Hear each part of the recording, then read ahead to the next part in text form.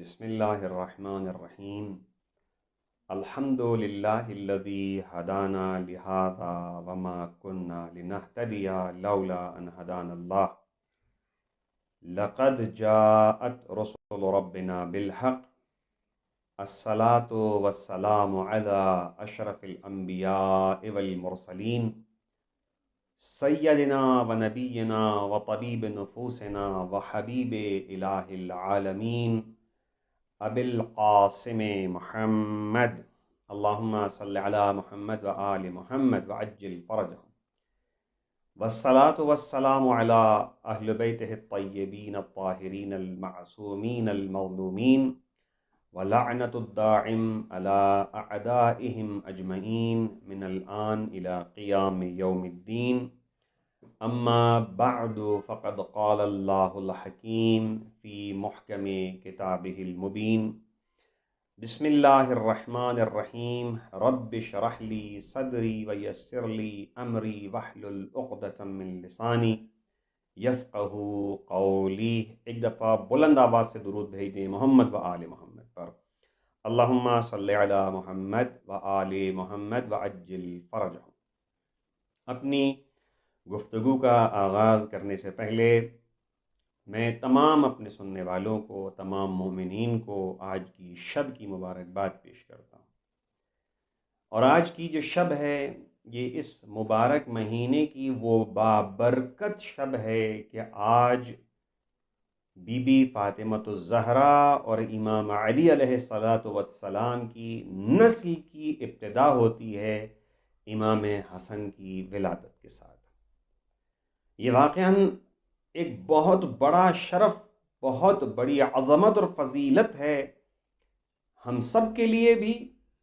مولا کائنات کے گھر میں آج کی شب امام علی علیہ السلام کی نسل کو آگے بڑھانے والے اور امام حسن علیہ السلام کی ولادت جو آج برقرار پائی ہے آج کی شب میں، یہ اس وجہ سے عظیم اور بابرکت اور مبارک شب ہے۔ تو آج ہم کوشش کریں گے کہ اپنی گفتگو کی ابتدا میں امام حسن سے جو بھی فضائل نقل ہوئے ہیں اور ان سے جو روایات نقل ہوئی ہیں اس کی طرف تھوڑا سا اشارہ کریں تاکہ ہم آج کی شب کی اس فضیلت سے محروم نہ رہیں۔ جیسا کہ میرے سننے والوں کو پتہ ہے کہ ہم خطبہ شعبانیہ کے حوالے سے گفتگو کر رہے ہیں، لیکن آج کی شب کیونکہ مخصوص ہے امام حسن علیہ السلام سے، تو میں یہ سمجھتا ہوں کہ یہ وہ شخصیت ہے۔ امام حسن کا ذکر کم کیا جاتا ہے، امام علی کا بہت زیادہ ہے، امام حسین علیہ السلام تو ہمارے تو دل دھڑکتے ہیں امام حسین کے نام سے۔ ان کے وجود کا جب بھی تصور کرتے ہیں تو ہمارے دل ان کے ساتھ دھڑکتے ہیں۔ اور جس طریقے سے ہم محرموں میں بارہا سنتے ہیں کہ ان لقتل الحسین حرارت فی قلوب المؤمنین، کیونکہ امام حسین کی اس شہادت میں وہ حرارت موجود ہے مومنین کے قلب میں جو کہ لا تبرد ابدا، کبھی ٹھنڈی نہیں ہو سکتی ہے۔ تو امام حسین سے تو ہمارے دلوں کی ایک خاص قربت ہے، خاص لگاؤ ہے۔ وہ ہم کبھی ایسا نہیں ہو سکتا کہ علی کا ماننے والا ہو، امام حسین کا ماننے والا ہو، شیعہ ہو، اور وہ کبھی ایسا موقع آئے کہ اس کے دل میں یہ حرارت ٹھنڈی ہو جائے، ایسا کبھی نہیں ہوگا۔ لیکن ان تمام چیزوں کے ساتھ امام حسن کا ذکر کم ملتا ہے۔ کہیں کہیں میں فقط بہت ہی مختصر کوشش کروں گا کہ اس اپنی گفتگو کو سمیٹ سکوں، امام حسن کا ذکر بھی آ جائے اور ہمارے موضوع پر بھی گفتگو ہو جائے۔ تو امام حسن واقعاً وہ شخصیت ہے کہ جن کے لیے تاریخ میں جو الفاظ ملتے ہیں، کیونکہ صلح امام حسن ایک بہت مشہور اور معروف ایسا واقعہ ہے جو کہ امام حسن کی زندگی سے مربوط ہے اور وہ امام حسن کے ساتھ ملا ہوا ہے۔ جب بھی ذکر امام حسن کا ہوتا ہے تو صلح حسن کا تذکرہ ضرور ذہنوں میں آتا ہے، چاہے وہ گفتگو میں ہو چاہے وہ ذہنوں میں ہو۔ امام حسن کی صلح جو ہے وہ مشہور ہے۔ کہتے ہیں کہ امام حسن نے صلح کی، امام حسین نے جنگ کی۔ کوئی کہتا ہے کہ امام حسن تھوڑے ٹھنڈے مزاج کے تھے، امام حسین جو تھے وہ تھوڑا گرم مزاج تھے، اس لیے جنگ کر بیٹھے۔ بڑے واقعات ہیں۔ میں ہمیشہ کہتا ہوں تاریخ پڑھیں تاریخ پڑھنے سے بہت ساری چیزیں ہمیں معلوم ہوتی ہیں، ہمارے علم میں اضافہ ہوتا ہے۔ اس بات کی طرف انسان کی توجہ رہنی چاہیے کہ تاریخ واقعاً ایک بہت بڑا چیپٹر ہے، اور اسی کے ذریعے سے بہت ساری چیزوں کا اثبات بھی کیا جاتا ہے۔ مجلسوں میں مختلف مقررین بہت سارے واقعات تاریخ سے ہی بیان کر رہے ہوتے ہیں۔ امام حسن علیہ السلام کے اس کیریکٹر کو دیکھ کر کے اور لوگوں کے اعتراضات کو دیکھ کر کے بہت سے لوگوں نے بہت سی باتیں کہیں، لیکن ایک بہت ہی لطیف جملہ ہے، بہت ہی جسے کہا جائے کہ ایک حسین امتزاج کسی نے پیش کیا ہے مثال کے ضمن میں۔ کہتے ہیں کہ ایک سورج جب چمکتا ہے تو سورج کی جو روشنی ایک ہوتی ہے، روشنی جب رنگ برنگی کانچ پر، گلاس پر پڑتی ہے، تو جس طریقے سے ہم کہتے ہیں کرسٹل جو ہوتا ہے، جب سورج کی روشنی اس پر پڑتی ہے تو مختلف شعاعیں نکلتی ہیں، رنگ برنگی شعاعیں نکلتی ہیں۔ سورج ایک، اس کی روشنی ایک، لیکن جب وہ کرسٹل پر پڑتی ہے تو اس کی مختلف رنگا رنگ شعاعیں نکلتی ہیں، مختلف ڈفرنٹ کلر کی۔ تو کسی نے حسین جو ہے وہ مثال پیش کی ہے، کہا ہے کہ قلب پیغمبر اور علی اس کرسٹل کی مانند ہے، جب شعاع الوہیت پڑتی ہے اس کے اوپر تو مختلف رنگوں کے اندر جو ہے وہ ہمیں دیکھنے میں ملتے ہیں۔ مزاج جہاں پر امام حسن بھی نظر آتے ہیں، جہاں صلح کرنا پڑتی امام حسین نظر آتے ہیں، جہاں جنگ کرتے ہیں امام محمد باقر جو باقر العلوم کا خطاب حاصل کرتے ہیں، امام جعفر صادق جو صادق کا خطاب حاصل کرتے ہیں، امام موسی کاظم جو کہ کظم غیب کا خطاب حاصل کرتے ہیں۔ ہم یہ دیکھتے ہیں کہ یہ مختلف کیریکٹر ہیں، روشنی ایک ہی ہے، جب اس کرسٹل کے اوپر پڑتی ہے تو یہ رنگ رنگ ہمارے سامنے روشنیاں بکھر جاتی ہیں۔ کوئی امام حسن کی شکل میں ہے، کوئی امام حسین کی شکل میں ہے، کوئی امام باقر کی شکل میں ہے، کوئی امام جعفر صادق کی شکل میں ہے، کوئی امام موسی کاظم کی شکل میں ہے۔ یہ سب کے ساتھ لقب لگے ہیں، وہ خصوصیتیں ہیں ان ائمہ کی۔ امام علی رضا نام ہے، یعنی پروردگار کی رضا جس کے پاس تو اس کو علی رضا کہا جاتا ہے۔ یہ ائمہ کی خصوصیات ہیں، یہ ائمہ کے وہ اسماء ہیں جو بتاتے ہیں کہ روشنی ایک ہے، لیکن جس طرح دنیا میں بکھرتی ہے وہ کرسٹل ہے، جس کے اوپر جب پڑتی تو مختلف رنگوں میں ہم دیکھ رہے ہوتے ہیں۔ اسی لیے کہا جاتا ہے اولنا محمد، اوسطنا محمد، آخرنا محمد۔ ہم سب محمد ہیں، ابتدا سے لے کر آخر تک سب محمد، ایک ہی روشنی ہے، لیکن سب کے جلوے الگ الگ ہیں، سب کے کیریکٹر الگ الگ ہیں، سب کے اندر خصوصیتیں الگ الگ نمایاں ہو رہی ہیں۔ جیسی جہاں جیسی ضرورت تھی امامت نے ویسا ہی انجام دے کر کے دکھایا۔ یہ ہمارے ائمہ کی خصوصیت ہے، یہ ہمارے ائمہ کا وہ مظہر اور فضیلت ہے کہ ہمیں یہ سمجھنے کی ضرورت، ہم سمجھتے ہیں لیکن اس سے زیادہ سمجھنے کی ضرورت ہے، اس سے زیادہ ایک قدم آگے جانے کی ضرورت ہے، اور یہی امام حسن ہیں۔ بس اپنی گفتگو کے اندر امام کی ایک حدیث کو میں ایڈ کرنا چاہوں گا، جہاں پر امام، پھر میں اپنے گفتگو کی طرف آ جاتا ہوں، کیونکہ بالآخر ہم نے خطبہ شعبانیہ جہاں پر ہماری اخلاقی تربیت ہے، جہاں ہمارے وجدان کی تربیت ہے، جہاں ہمیں اپنے آپ کو سنوارنا ہے، اس کی طرف آؤں گا اور اپنی کل کی گفتگو کو میں آگے بڑھاؤں گا۔ لیکن اس سے پہلے ایک حدیث امام حسن سے جو منسوب ہے وہ آپ کی خدمت میں پیش کروں گا۔ سمجھنے کی ضرورت ہے، حدیث پر گفتگو کی جائے تو بے شمار ٹائم چاہیے، لیکن تفصیل سے بیان کرنے کا کبھی موقع ملا تو اس کے اوپر بیان کروں گا۔ لیکن امام حسن کی، کیونکہ آج کی شب کی جو یہ مخصوصی ہے، یہ اسپیشلٹی امام حسن کی ہے، میرا دل نہیں چاہتا کہ میں یہ ذکر کیے بغیر گزر جاؤں، کیونکہ امام فرماتے ہیں کہ عجبت لمن یتفکر فی معقولہ، یعنی امام کہتے ہیں کہ مجھے حیرانی ہے، عجبت لمن یتفکر فی معقولہ ولا یتفکر فی معقولہ۔ یہ دو لفظ ہیں، معقول اور معقول۔ ایک معقول ہے حمزے کے ساتھ اور ایک معقول ہے قاف، ایک میں جو ہے وہ حمزہ اور کاف ہے، ایک میں عین اور قاف ہے۔ یعنی عجب تو مطلب تعجب ہے، امام حسن فرماتا تعجب ہے، عجب تو مجھے تعجب ہے، عجب تو لمن اس کے لیے کہ جو اپنے کھانے پینے، معقول کہتے ہیں کھانے پینے کی چیزوں کو، جو اپنے کھانے پینے کی چیزوں میں تو فکر کرتا ہے، عجب تو لمن یتفکر فی معقول، تعجب ہے اس کے لیے جو فکر کرتا ہے اپنے کھانے پینے کی چیزوں کے بارے میں. یعنی کھانے پینے کی چیزوں کے بارے میں کیسی فکر؟ یعنی اس طریقے کی فکر کہ کھانا ٹھیک ہے، کھانا خراب تو نہیں ہو گیا ہے، مضر صحت تو نہیں ہے، تیز تو نہیں ہے، کڑوا تو زیادہ نہیں ہے. یعنی ہر چیز کا خیال کرتا ہے، کہیں اس میں آئل تو زیادہ نہیں ہے، مرغن کھانا تو نہیں ہے، ہر چیز کا خیال کرتا ہے. اس میں کیلشیم زیادہ ہے، اس میں فلاں چیز زیادہ ہے، یہ چیز میری باڈی کے لیے ایسی ہے، اگر میں اس کو کھاؤں گا تو میرا کولیسٹرول بڑھ جائے گا، اگر میں میٹھا کھاؤں گا تو میری شوگر بڑھ جائے گی. یعنی انسان عجب تو لمن یتفکر فی معقول، یعنی مجھے تعجب، امام حسن فرماتے تعجب ہے مجھے کہ لوگ اپنے کھانے پینے کی چیزوں کے بارے میں تو بڑا خیال کرتے ہیں. زیادہ تلی ہوئی تو نہیں ہے.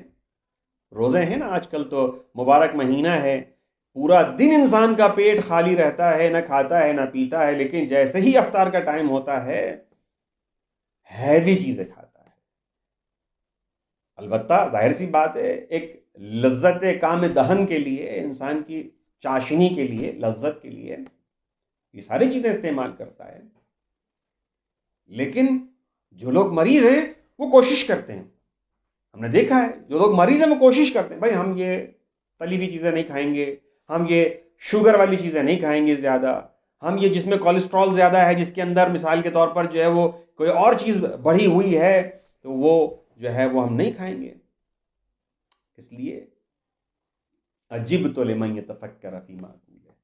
لیکن امام کہتے ہیں لا یتفکر، یعنی مجھے تعجب ہے جو فکر نہیں کرتے ہیں. عجب تو لمن یتفکر فی معقول ولا یتفکر فی معقول، یعنی مجھے حیرانی ہے، تعجب ہے اس بات کے اوپر، کھانے پینے پہ بڑی فکر ہے لیکن اپنے معقولات کے اوپر، سوچ پر، تصور پر، خیال پر، علم پر، ایجوکیشن پر کوئی فکر نہیں ہے. کیا حاصل کرنا ہے، کیا حاصل ہونے دینا ہے، کیا ہم کو اپنے بچوں کو ایجوکیشن کے نام پہ دینا ہے، خود کیا حاصل کرنا ہے، اپنی اولاد کو کیا دینا ہے، کیا ڈیلیور کرنا ہے، معاشرے میں کیا انجام دینا ہے، اس کی کوئی فکر نہیں ہے. اس کے بارے میں فکر نہیں کرتے. اس کی مثال میں دے دیتا ہوں تھوڑی سی، ہمارے موضوع سے ہی تقریباً ریلیٹ کر رہی ہے یہ چیز.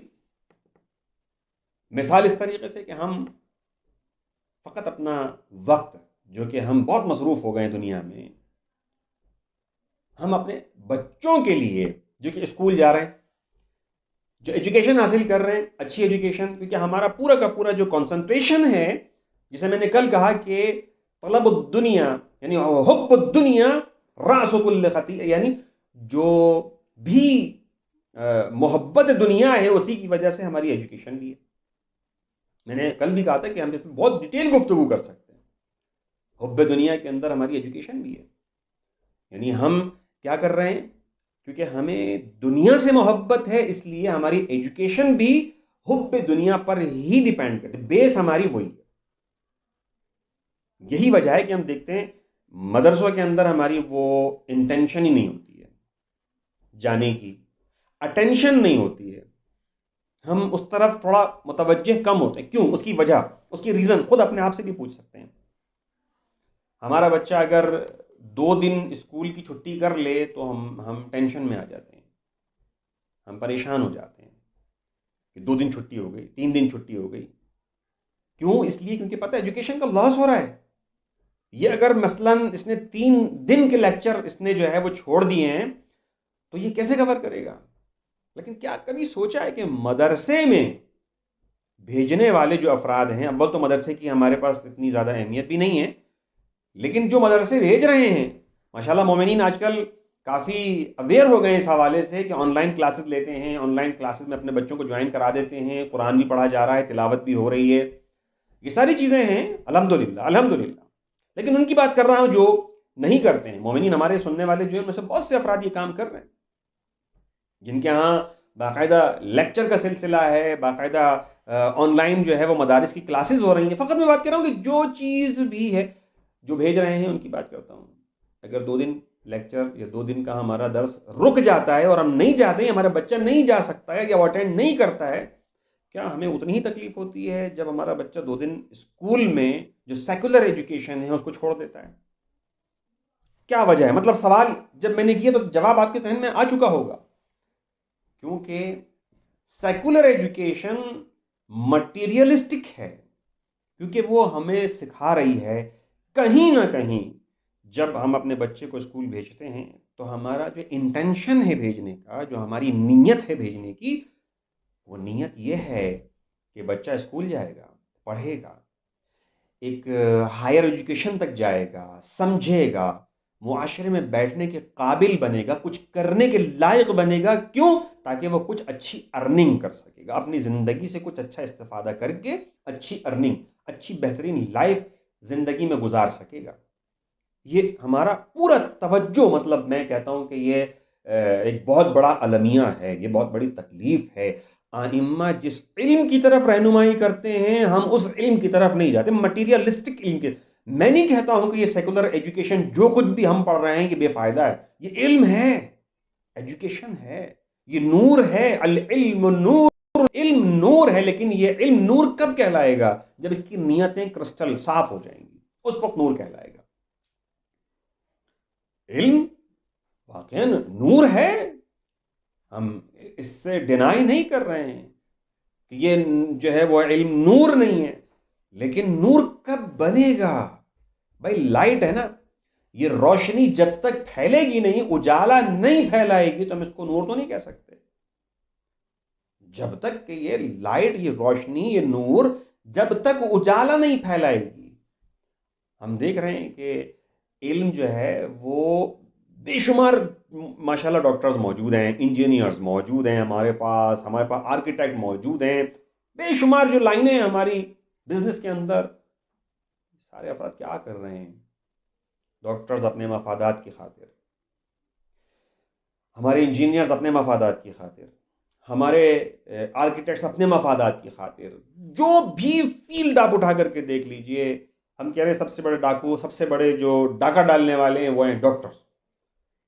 وہ ایسا ڈراتے ہیں آدمی کو کہ آخر میں بیچارہ آدمی وہ جو کرنے نہیں چاہتا وہ مجبور ہو جاتا ہے کرنے کے لیے.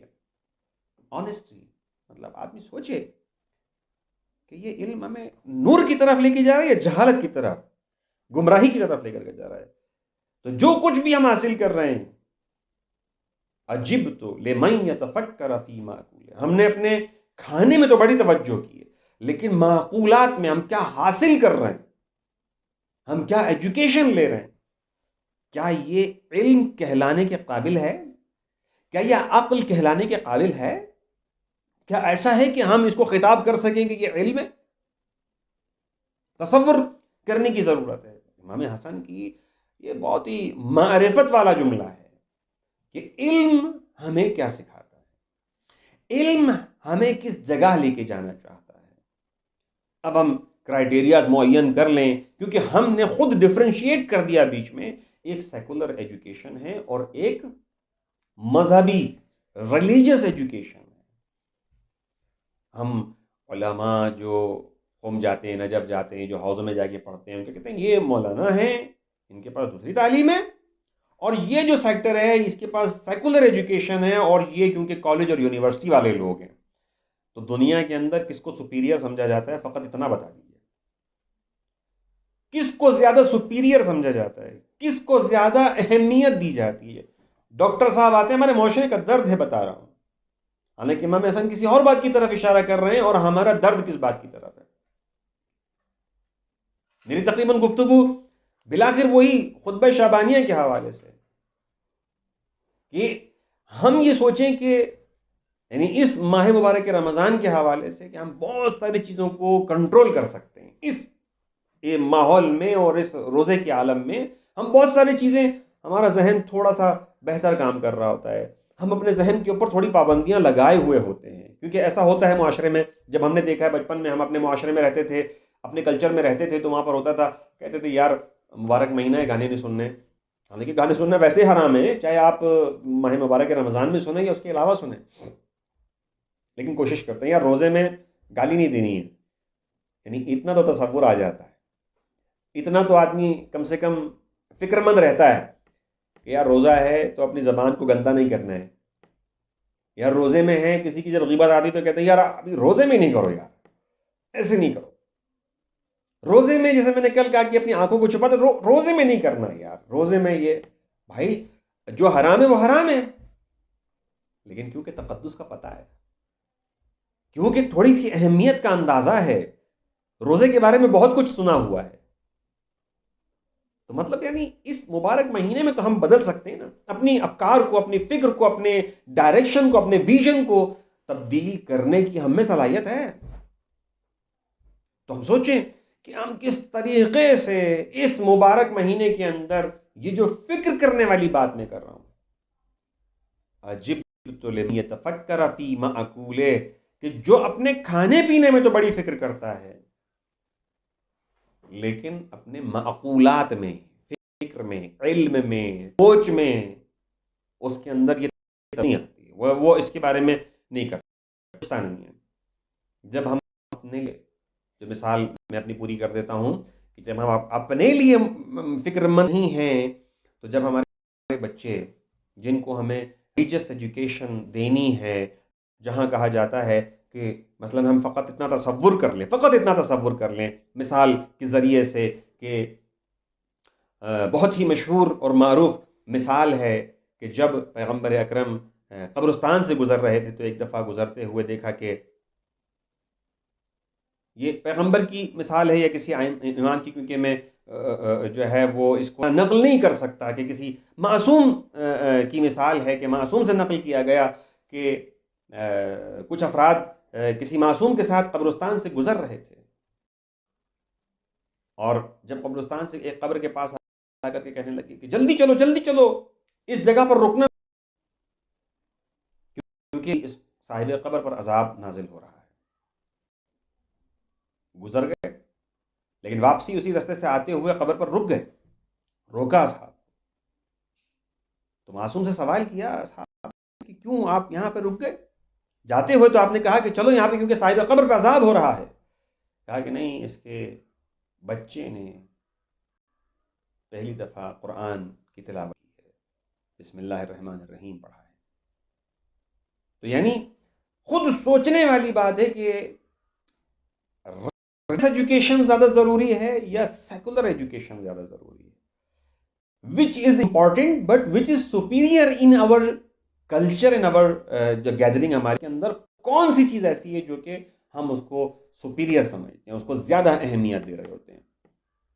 یہ ایک پوائنٹ ہے جو کہ اس حدیث سے ہمیں سمجھ میں آتا ہے کہ ہم سوچیں، ہمیں تصور کرنا چاہیے کہ ہم کس طرف، کس ڈائریکشن میں کھڑے ہوئے ہیں، اس کے بعد اپنے لیے لاہ عمل طے کریں گے.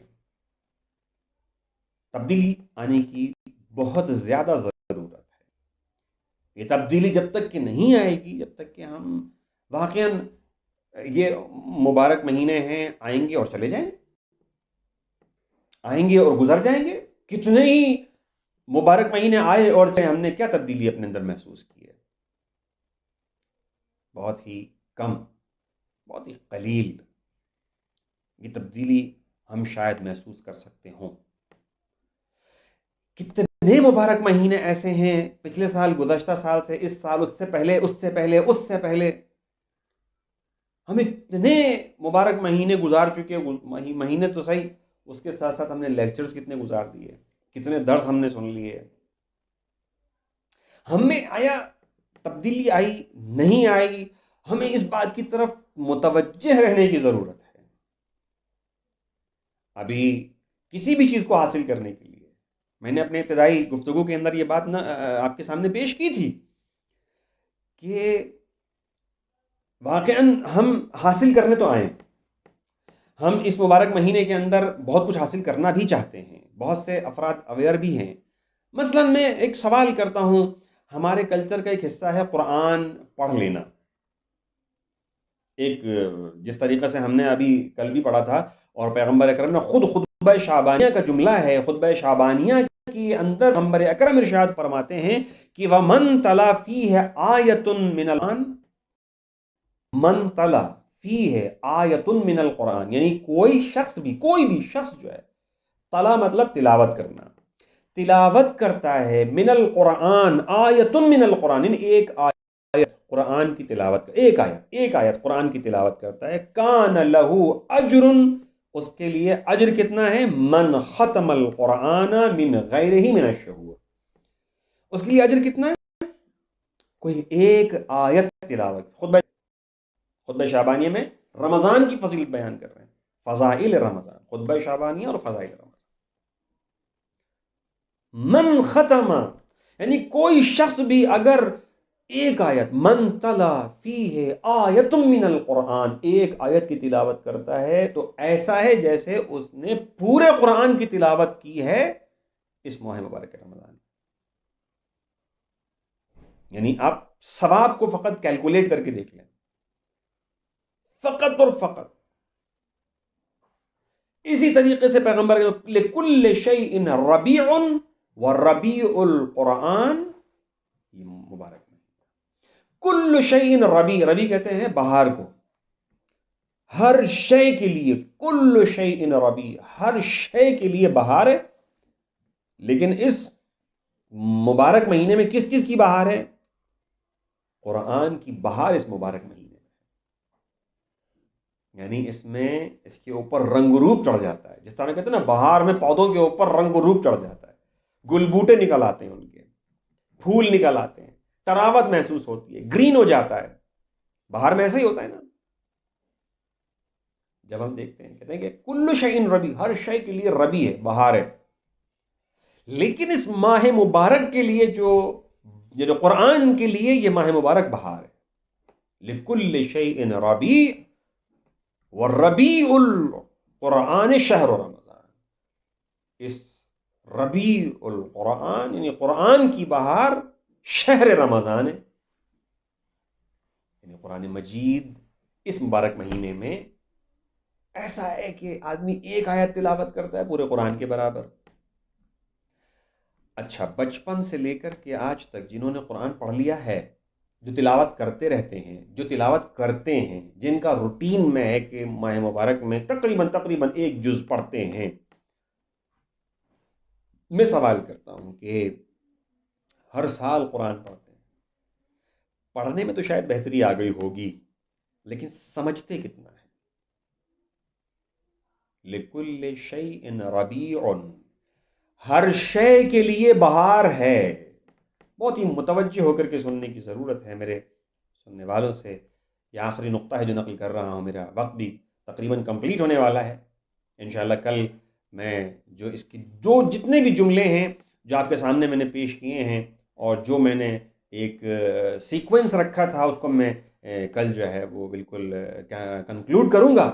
لیکن آپ سوچیں کہ لکل شیء ربیع، ہر شے کے لیے بہار، قرآن کے لیے بہار، ماہ مبارک رمضان. تو ماہ مبارک رمضان کے اندر قرآن کی بہار کا مطلب یہ ہے کہ ہم قرآن پڑھ لیں، قرآن کی تلاوت کر لیں، کافی ہے، انف ہے. یہ ہمارا ٹارگٹ یہ ہونا چاہیے کہ اس مبارک مہینے کے اندر جب ہر چیز کی فضیلت ہے تو کم سے کم اس کی فضیلت کو تو بڑھائیں. کم سے کم یہ قرآن، ان ھذا القرآن یہدی للتی ہی اقوم، یہ قرآن ہدایت کے لیے ہے، ہدایت کے لیے ہے، ہدایت کے لیے. قرآن ہدایت کے لیے ہے.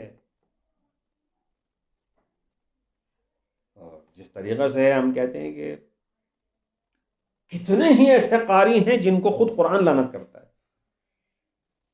رب تال القرآن والقرآن یلعنہ، کتنے ہی تلاوت کرنے والے ایسے ہیں جن کو قرآن خود لعنت کر رہا ہوتا ہے. تصور کرنے والی بات ہے. تو کیلکولیٹ کریں، میں نے کہا نا وقت نہیں ہوتا ہے، کیلکولیٹ کریں کہ یہ مبارک مہینہ ہے، اس میں مبارک مہینے میں، رمضان میں، اس میں مبارک مہینے میں قرآن کی بہار ہے. تو قرآن کی بہار کیسے حاصل ہوگی؟ تصور، فکر کرنے کی ضرورت ہے. عجبت لمن یتفکر فی معقولہ ولا یتفکر فی معقولہ. مسلمانوں کو فقط اور فقط قرآن کی تلاوت پر لگا دیا گیا ہے. یہ فقط قرآن کی تلاوت ہی ہمارے لیے انف. میں نے ہمیشہ یہ کہا ہے کہ منیمم فائدہ، میکزیمم فائدہ. کم فائدہ حاصل کرنے والے، علی کے ماننے والے شمار نہیں کیے جائیں گے. ہم فقط تلاوت قرآن پر بیس کر رہے ہیں، اس کے آگے نہیں جاتے ہیں. یقین کریں کہ تلاوت قرآن کے ثواب نور ہے، خود قرآن نور ہے. اس کو دیکھنا عبادت ہے، اس کو پڑھنا عبادت ہے، لیکن اس کو سمجھنا اس سے بڑی عبادت ہے. میں عبادت کی میں بالکل ڈینائی نہیں کر رہا ہوں، اس کو اس کے حروف کو دیکھنا عبادت ہے، کلام اللہ مجید ہے، اس کو کھول کر کے دیکھ لینا عبادت ہے، اس کی آیتوں کی طرف نگاہ کرنا عبادت ہے۔ اس طریقے سے علی ابن ابی طالب کے چہرے کی طرف دیکھنا عبادت ہے، قرآن کو دیکھنا عبادت ہے، وہ قرآن ناطق ہے، یہ قرآن صامت ہے، دیکھنا عبادت ہے، منیمم فائدہ ہے۔ تلاوت کرنا اس سے اگلا اسٹیپ، اس کو سمجھنا اس سے اگلا اسٹیپ، یعنی انتہا تک جانا ہے۔ مومنین کو انتہا تک جانا ہے، علی کے ماننے والوں کو انتہا تک جانا ہے، ایک اسٹیپ سے اگلے اسٹیپ میں جانا ہے۔ تو فقط قرآن کی تلاوت پر اکتفا نہ کریں، بلکہ اس کی معلومات پر غور کریں، اس کے بتائے ہوئے رستوں پر غور کریں، اس کے ترجمے اور تفسیر کو پڑھیں، تو ہم اس مبارک مہینے سے زیادہ حاصل بھی کر سکیں گے، محظوظ بھی ہو سکیں گے، اور کچھ لے کر کے اس مبارک مہینے سے نکلیں گے۔ یہ ہے فضیلت قرآن کریم۔ تو اب آخر میں بس دعا کروں گا کہ پروردگار عالم، یہ آج شب جو ہے یہ واقعاً میرے مولا کی ولادت کی شب ہے، اور اس مولا کی ولادت کی شب ہے کہ ہم ولادت تو سیپریٹلی مناتے ہیں، لیکن ہماری جو شہادت ہے وہ ہم دوسرے معصوم کے ساتھ منا رہے ہوتے ہیں۔ تو ہم جو ہے وہ یہ موقع ہے کہ امام کی شخصیت کو اور زیادہ اجاگر کیا جائے۔ میری گزارش ہے مومنین سے کہ وہ امام حسن کی سوانح عمری، ان کی حیات، ان کی ہسٹری کے بارے میں زیادہ علم حاصل کرنے کی کوشش کریں، کتابیں پڑھیں، لٹریچر پڑھیں، فیس بک پر موجود ہے، انٹرنیٹ پر موجود ہے، کتابیں موجود ہیں، PDF فائلیں موجود ہیں، امام حسن علیہ السلام کے بارے میں پڑھنے کی کوشش کریں، ان کے فضائل، ان کے علمی کمالات، ان کے جوابات، ان کے معجزات، بے شمار چیزیں ہیں وہ بیان نہیں کی جاتی ہیں۔ گزارش مومنین خود سے بھی کوشش کریں، اور ہم اور آپ جو ہے وہ مل کر کے ان تمام چیزوں کو پورا کر سکتے ہیں اگر ہم سب ایک ساتھ مل کر کے کوشش کریں۔ اور دعا ہے خالق کائنات کی بارگاہ میں ابتدا میں بھی اور پہلے بھی ہمیشہ دعا کرتے رہے کہ پروردگار ہمیں اس مبارک مہینے کو درک کرنے کی توفیق عنایت فرما۔ خالق کائنات شبہ قدر بالکل نزدیک ہیں، پروردگار عالم ان شبہ قدر کو درک کرنے کی توفیق عنایت فرما۔ پروردگار عالم تیری بارگاہ میں التجا کرتے ہیں، خالق کائنات اس دنیا میں جہاں جہاں پر بھی محبان علی ہیں، موجود مومنین ہیں، ان کی جان مال ناموس عزت آبرو کی حفاظت فرما۔ پروردگار عالم تیری بارگاہ میں التجا کرتے ہیں، خالق کائنات جو مومنین اس دنیا سے گزر گئے ہیں، یہ مغفرت کا مہینہ ہے اور ہم اس وقت مغفرت والے عشرے میں موجود ہیں۔ میں نے ابتدا میں بھی کہا تھا عشرہ اول رحمت کا ہے، دوسرا عشرہ جو ہے مغفرت کا ہے، اور تیسرا عشرہ جو ہے وہ جہنم سے آزادی کا ہے۔ تو جس عشرے میں ہے وہ عشرہ مغفرت ہے۔ ہم دعا کرتے ہیں پروردگار عالم مومنین جتنے بھی ہیں جو اس دنیا سے بھی گزر گئے ہیں، ان کے تمام تر گناہ صغیرہ و کبیرہ کی مغفرت فرما، ان کو جوار رحمت میں جگہ عنایت فرما۔ پروردگار ہم تیری بارگاہ میں التجا ہے، خالق کائنات ہمیں اپنی نسلوں کی اولادوں کی صحیح تربیت کرنے کی توفیق عنایت فرما۔ پروردگار ہم تیری بارگاہ میں التجا کرتے ہیں، خالق کائنات ہمیں رزق حلال کمانے اور کھلانے کی توفیق عنایت فرما۔ پروردگار عالم تیری بارگاہ میں التجا ہے، خالق کائنات امام زمانہ کے قلب کو ہمارے اعمال سے راضی و خوشنود فرما۔ پروردگار تیری بارگاہ میں التجا، امام کے ظہور میں تعجیل فرما۔ ربنا تقبل منا انك انت السميع الدعاء۔ صلوات پڑھ دیں محمد و آل محمد پر وعجل فرجہ۔